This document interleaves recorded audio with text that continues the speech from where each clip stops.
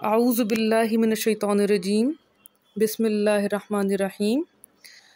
हम सूरतुल बक़रा का बाकायदा आगाज़ करने से पहले चंद छोटी सूरतों के अल्फाज की तहलील, मादा मज़दर की फ़हम और लफ्ज़ बलफ्ज़ तर्जुमा सीखेंगे, क्योंकि वो छोटी सूरतें हम में से ज़्यादातर लोगों को बचपन से याद हैं अल्हम्दुलिल्लाह, और उनका तर्जुमा भी आता है, लेकिन हम मादा की फ़हम के साथ उनका तर्जुमा इंशाअल्लाह पढ़ेंगे।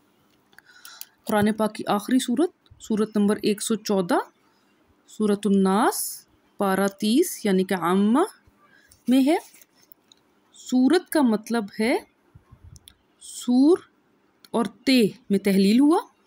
सूर का मतलब है सूरत या मंजिल या इमारत, और ते हो गया सीग़ाए मुन्नस वाहिद, तो सूरत हो गई एक मुन्नस। और अन्नास अल यानी इसम ख़ास, दी और इंस इंसान। इसमें 6 आयात और 1 रुकू है, और हम यहाँ पे दोबारा एक दफ़ा अपनी दोहराई के लिए देख लेते हैं कि ये रुकू का साइन है, अलामत है। ये इस सूरत का पहला रुकू है और पहला और आखिरी रुकू है। इस सूरत में और कोई रुकू नहीं है। इस रुकू के अंदर 6 आयात हैं, और ये इस पारे का 30वें पारे का 39वां यानी 39 रुकू है। अच्छा, अब थोड़ी सी हम बात करते हैं इंस के बारे में। लफ्ज़ इंस बेसिकली जिन्ना की ज़िद है, उसका एंटोनिम है। जिन्ना का मतलब है ना। इसका मतलब होता है ऐसी चीज़ जो हवास से पोशीदा हो, जिसको हमारे हवास महसूस ना कर सकें, और जिन इसी से निकला है। जन्नत, जिन्ना के साथ ते लगा दें घोलते, तो ये जिन्ना की मुन्नस फॉर्म हो गई। अरबी में जन्नत बाग को कहते हैं, जो ज़मीन पे बाग हैं उनको भी वो जन्नत कहते हैं। एक लफ्ज़ जन्नत भी है उनके लिए।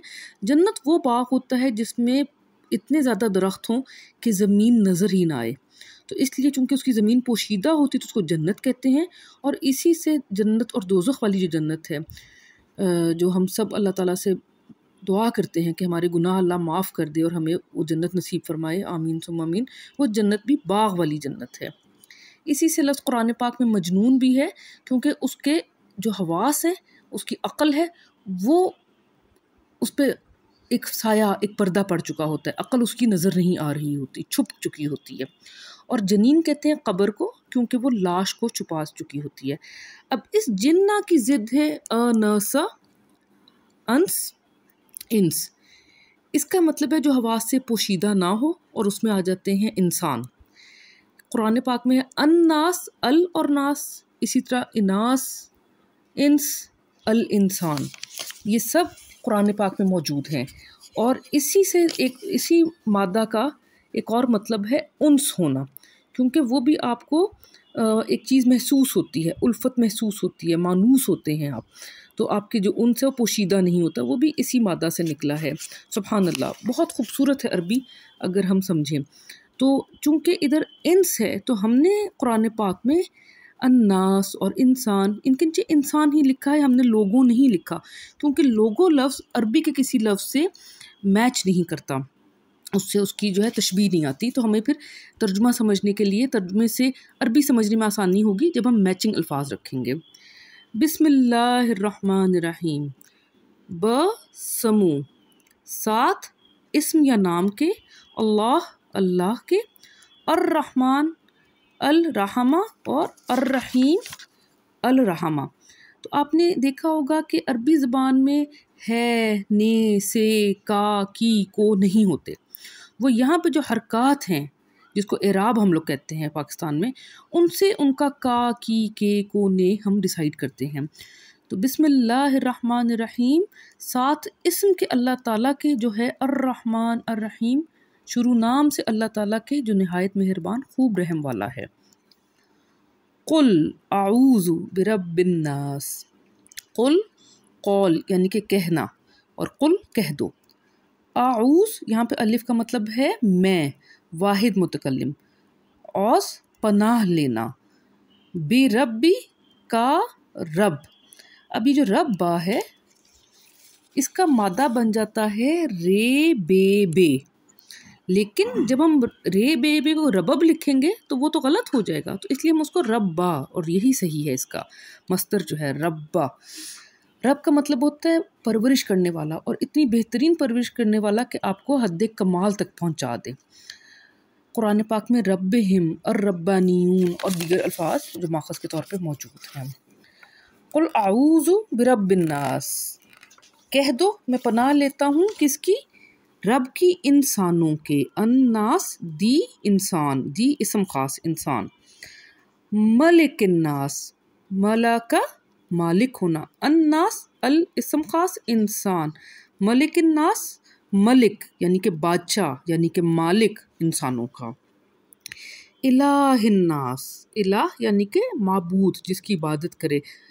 کچھ علماء کہتے ہیں کہ اللہ لفظ بھی الہ ہے، لیکن ہم نے اللہ تعالیٰ کو اٹسیلف ایک اللہ کے نام کے طور پہ لیا، ہم نے اس کو تحلیل نہیں کیا تاکہ ہم کسی بھی اختلاف رائے میں نہ پڑیں۔ الہ الناس، الہ الانس کا، الہ معبود ہے انسانوں کا۔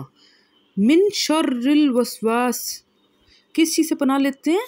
من سے، شر شریر ہونا، شرارت کرنا، الوسواس الاسم خاص اور وسوس وسوسہ ڈالنا۔ اب یہ دیکھیں 4 حروف کا مادہ بن گیا، زیادہ جگہوں پہ ہمارے 2 حروف کا 3 حروف کا ہے، لیکن یہ 4 حروف کا ہے۔ الوسوس، وسوس کہتے ہیں زیور کی جھنکار کو، تو وہ جو وسوسے ہیں وہ دل میں جو وسوسے ایک جھنکار سی محسوس ہوتی ہے۔ اور شرہ شریر ہونا، اسی سے ہم اردو میں بھی لفظ شرارت، شرارہ یعنی کہ چنگاری یوز کرتے ہیں، اور قرآن پاک میں الاشرار ہے، شرارت کرنے والے لوگ یا شریر لوگ۔ ملک الناس، الہ الناس، من شر الوسواس الخناس، کس کے وسوسے؟ الخناس، ال یعنی کہ اسم خاص، دی خناسا یعنی کہ پلٹ پلٹ کر آنا۔ تو شر سے وسوسے ڈالنے والوں کے، کون سے وسوسے ڈالنے والے؟ جو خناس ہیں، بار بار پلٹ کر آتے ہیں۔ الذی یوسوس فی صدور الناس، الذی جو، اب اس الذی کے ساتھ اگر ہم یہ اور نون لگا دیں تو الذین بن جاتا ہے، جو کہ جو کی جمع بن جاتا ہے، لیکن یہاں واحد ہے۔ الذی یوسوس فی صدور الناس، صدر الناس، جو وہ وسوسہ ڈالنا، فی یعنی کہ میں، انگلش میں ان کہتے ہیں، صدارہ جو ہمارے بازاروں کا نام بھی صدر ہوتا ہے، ہمارے ملک کا بھی صدر ہوتا ہے۔ صدر کا بیسکلی مطلب ہے سینہ، ٹھیک ہے، تو ایک باڈی کا مین حصہ ہوتا ہے صدر۔ الناس اسم خاص انسان، جو وسوسہ ڈالتا ہے صدور سینوں میں انسانوں کے۔ منل میں سے، الجنتی اسم خاص جن اور صیغہ مؤنث، و الناس اور اسم خاص انسان، جنوں میں سے اور انسانوں میں سے۔ تو اب ہم دوبارہ پڑھتے ہیں الحمدللہ۔ قل اعوذ برب الناس، کہہ دو میں پناہ لیتا ہوں رب کی انسانوں کے، ملک الناس مالک یا بادشاہ انسانوں کے، مالک یا بادشاہ کی انسانوں کے۔ الہ الناس، الہ معبود کی انسانوں کے، اس کی میں پناہ مانگ رہا ہوں، رب کی پناہ، الہ کی پناہ، مالک کی پناہ۔ من شر الوسواس الخناس، شر سے وسوسے ڈالنے والوں کے، خناس ہیں، بار بار پلٹ کر آتے ہیں۔ الذی یوسوس فی صدور الناس، الذی جو وسوسہ ڈالتا ہے، اب یہاں پہ ڈالتے ہیں نہیں، ڈالتا ہے، جو وسوسہ ڈالتا ہے صدور سینوں میں انسانوں کے۔